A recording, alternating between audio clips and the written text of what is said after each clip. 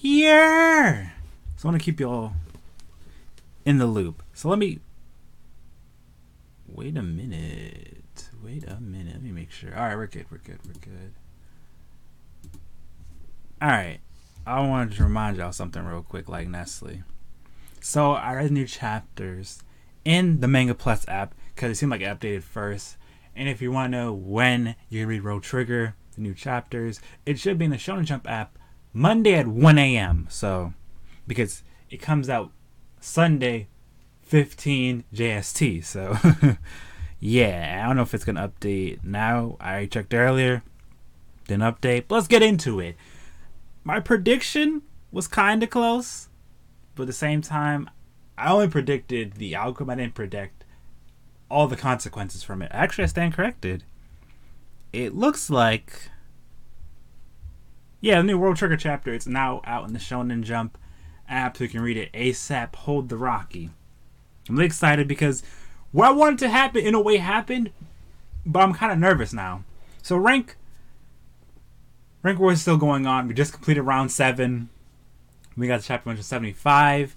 And it ended in a way that no one really saw coming. So, because of survival, I keep messing up the name. You know, Taka-koma 2, they won.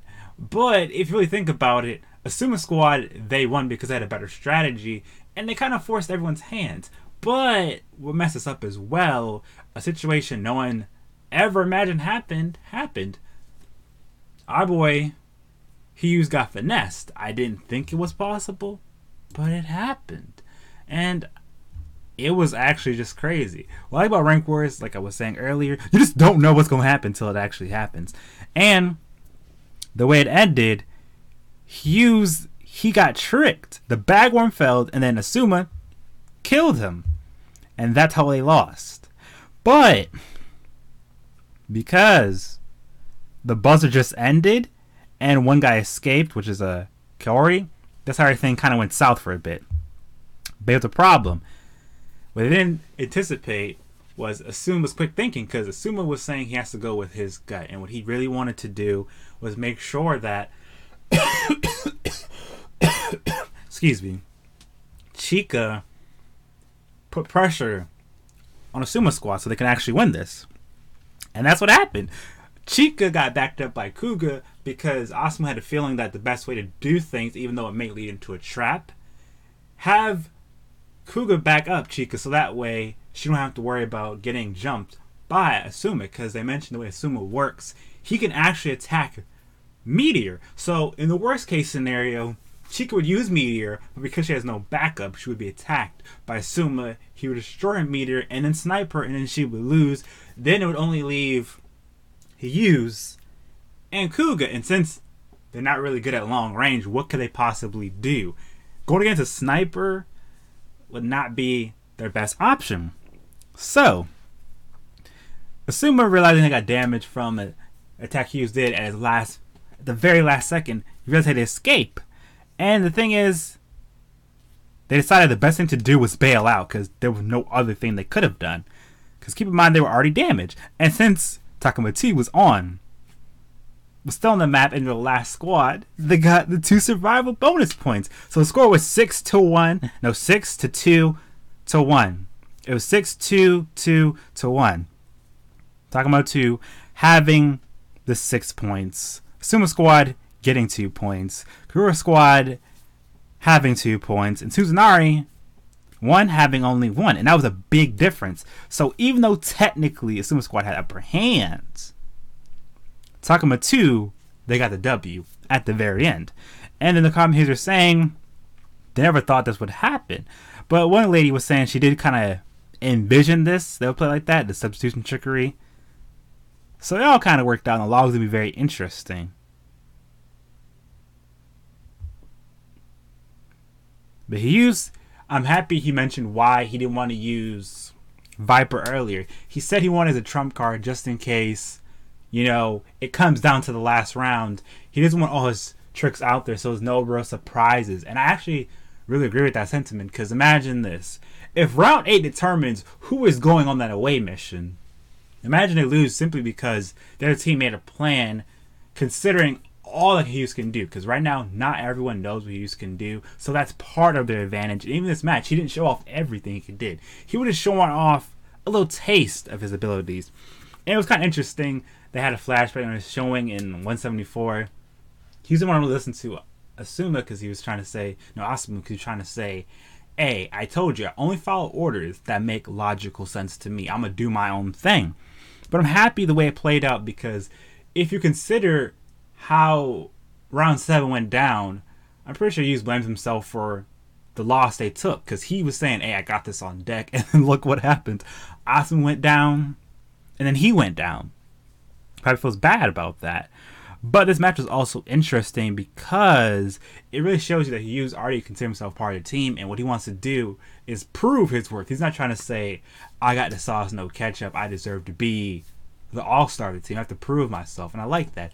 And based on this round, we get to see that Asmu, in a way, evolved, because he's going with his gut instinct. He's not really sitting here like, oh man, I don't know what I can do. I don't know the best option. He's feeling more confident in himself, and he's realizing he's the captain. He can do stuff, but he has to know when to rely on teammates and when to adapt, because not everything goes according to plan. And that's what I like about round 7 so much. We saw everyone show off more of their character, who they really are, because people were saying, like the commentators, they were surprised with Kaguera, because the way he normally fights, he acts like, yo, nothing can really stop him. It feels like this time he fought a little bit differently. Normally he would fight to the very end. He wouldn't want to retreat. He would never run away from a fight. He wouldn't do anything that goes against his whole personality of, I'm aggressive and I don't back down no matter the challenge.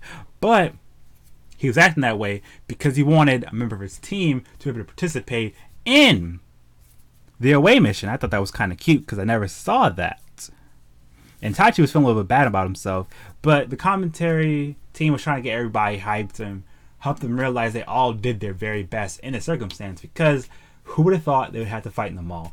And despite every team having to face against some type of new strategy and see a new side to teams they fought before, everyone pretty much showed off what they've been working on and showed the power of their teamwork. And that's super important, because in the grand scheme of things, when you do away missions, the one thing you don't want to happen is one person is the all-star of the team and everyone else relies on an all-star to do anything.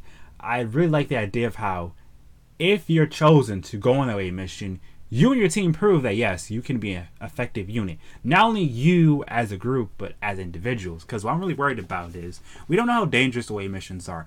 We don't know how things play on away missions. Do we know how they communicate? Do we know how often it gets supplies? We don't know anything. All we know is you only bring a certain amount of people and you want to bring the best of the best, which means it could be the second they land, all out war, or literally the second they land, it could be an ambush. We don't know what's going to happen until it happens, and I'm excited. And I like how Asuma was saying, the whole point of doing rank wars is prepare you for the unexpected and helping you adopt strategies on the fly. So every team demonstrated the ability to do that, but I guess we'll see with the final round who really deserves that title. So anyways, Rusa Takuma 2, they showed us that yes, they have some insane combos. You don't want to sleep on them at all. Yeah, but it was just kind of different. Everyone really focused on Hughes and Kuga. Kuga this time was just doing support, which normally expected from him, and it was just a little different side that everyone got to see from him. Because what Kuga did was basically give Hughes the perfect support so he can really shine. And that's what I like about seeing Kuga this time around. He was not trying to be the center of attention. He was trying to show everybody that, hey, yes, I can be a leader. I can be one of the best people on the team, but I'm not the only strong person on my team. I really like that, because what I was worried about going into round 7, if it's going to be a situation where it's just Hughes and Kuga dominating and Chica can barely do anything, I would hate that, because I want them to win the opportunity to go participate in this away mission. I want everyone to be able to stand on their own, so if the worst case scenario happens, they all get separated, or they're just in these random duos that never really work together, they can hold their own. So let's say, for example, you have Asmu with Hughes, and it's like their first time fighting together. I don't want it to be like, oh snap, how do we do this? Or you have Chica with Hughes. I don't want it to be some awkward tension. No one knows what really to do. I want it to just flow. So I'm excited to see that there's a potential of that working out. And yeah, everyone was saying about Kage, they were just kind of surprised. And he's not acting like the way they all know him. And then they were saying the reason why he wants to make sure that Yuzuru can participate in the away mission because he wants him to be able to do it. And he's saying it's the first time he felt like he had something he really wants to fight for. So that was kind of touching. I like how all the groups have their own reasons for going to away missions. It's not just like, oh, we're going to away mission just simply to do it. So obviously, no Taka-koma's 2's main reason why he had Chika's brother and rescue back the people they lost during the invasion. And it seems like for Kaguera Squad, they're doing it because the sniper, he has something he wants to do. I don't remember his reason exactly, but we're going to see how it plays out. And I'm really happy Argo Chica could finally attack people and not really worry about it. Because that's the biggest thing I was worried about going into round 7. Can Chica shoot people, or is she still scared that she's going to harm someone? Because if we're going on a away mission and Chica cannot shoot nobody, she'll get herself killed and the whole squad will be endangered. But as she currently stands, no one has to worry about that. Chica can finally realize that, hey, I have to be able to defend myself and keep everyone safe. Because as a sniper, how useful are you if you can't even take down a dangerous single target for your team? I like how I was mentioning that they believe that, what's his name? Let's see. The younger members on Asuma Squad, they grew because they're saying something like, Okukan, he's different. He would never want to retreat. He would normally want to fight to the very end, even if it means risking a point. And like Asuma was saying to them, hey, that was good because remember, as attackers, you have to rely on team plays and combos, but it's finally time for them to get like sub-triggers so that way they can be more useful to the team. And they were saying, the way you describe this round, Tamakoma is fearsome. I like that. And they really took advantage of how no one really knows he uses true potential. And the directed points, no one saw it coming. And I like how he and Asuma finally had that conversation, like I was saying earlier, where it was like, okay, what we wanted was a massive lead. But then the way the round went down, it kind of took far left. So they wanted to make sure they have points. And they want to make sure that if they don't even get the points they need now to be number 2 B-rank squad, next round, they can put all the work. And obviously that makes sense because if this was round 6, it would make sense to do the same strategy. You wouldn't show all your cards because that way it would ruin the advantage of having an extra member when most teams have 3 people. And that's why I feel like, yeah, he's really is showing that he's a great fit on the team. And I like that because before he seemed like he was just aloof and didn't like anyone on Tamakoma, but now it's seeing like, yo, he's not that bad. So as the ranks currently stand, we have Kaguera Squad and Takuma 2. The Tamakoma 2 are tied. And they're saying in event of a tie, the squad ranked higher at the start of the season gets priority. So that means Kaguera Squad is in second and Tamakoma 2 is in third. And they're saying only squads ranked second or higher be chosen for their away mission. But round 8 will decide everything. And that's why I think they have so many rounds, because they just ended with 7. That's a really odd number. Why not just end on an even number? So that way everyone has all the opportunities. And who would have thought that, being ranked hard to start the season gives you top priority? So rank 7 comes to an end, and then it means it's going to end with a tiebreak between Kaguera Squad and Tamakoma 2. And then we see some interesting guys. It is basically, we see a guy, I'm going to call him Suji, and then we see Nino Maya. Sorry for butchering names. It's just, I'm learning, bro. I'm learning. So pretty much they're talking about, we're going to decide if Tamakoma 2 gets to go on the away mission. And there's a strong chance we go up against them. So with Suji, no, let me see. Who's that guy? There's a guy from earlier. They're not really saying his name, though. Yeah, they're not really saying his name, so I don't know who this guy is. So what Suji was saying that